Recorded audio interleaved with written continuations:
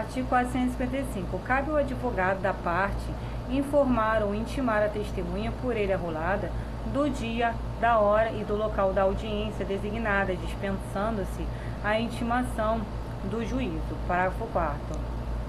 A intimação será feita pela via judicial quando: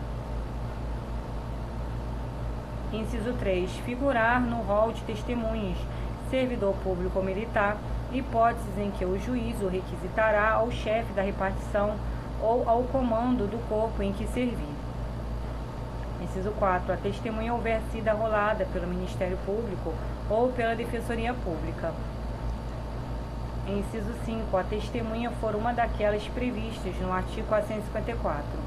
Parágrafo 5º. A testemunha que, intimada na forma do parágrafo 1º ou do parágrafo 4º, deixar de comparecer sem motivo justificado, será conduzida e responderá pelas despesas do adiamento.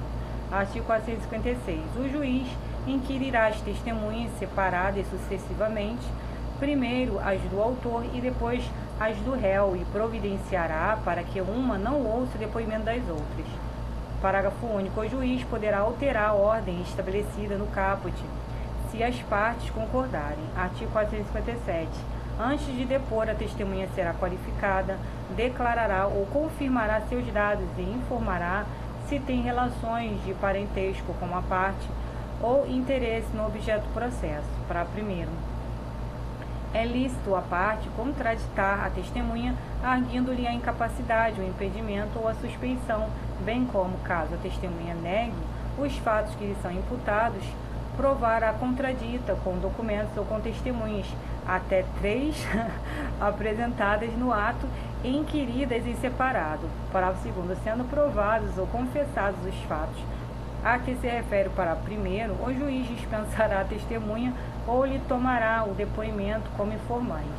Parágrafo 3º. A testemunha pode requerer ao juiz que a excuse de depor, alegando os motivos previstos neste Código, decidindo o juiz de plano após ouvidas as partes.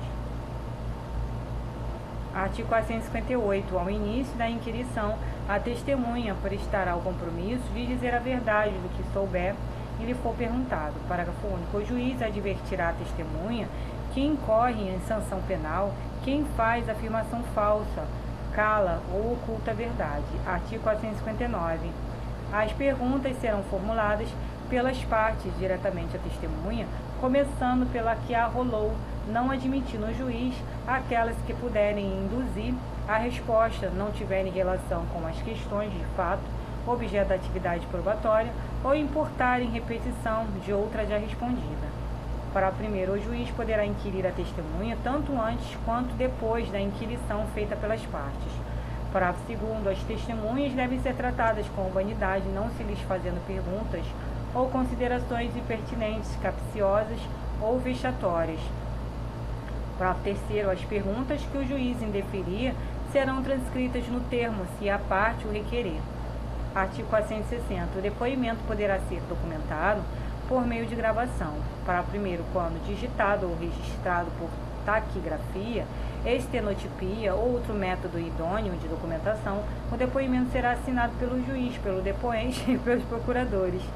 Parágrafo 2º. Se houver recurso em processo em autos não eletrônicos, o depoimento somente será digitado quando for impossível o envio de sua documentação eletrônica.